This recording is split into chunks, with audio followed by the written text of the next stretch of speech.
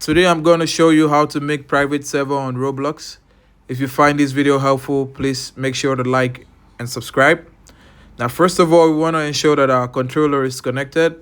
We see the blue light. We know the controller is connected. What we want to do next is we want to go scroll to connect icon.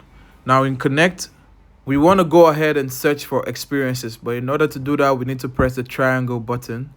Once we press the triangle button, it's going to enable us search for experiences or people, but we want to search for experiences. This is under people, so we scroll to experiences, and here we search for experiences. So let's say we're searching for blob as an experience. Once we find blob, we're going to see different experiences on the blob. Now we can click on any of these experiences and we can invite our friends to join any of these experiences, and that will be our private server instead of paying for it.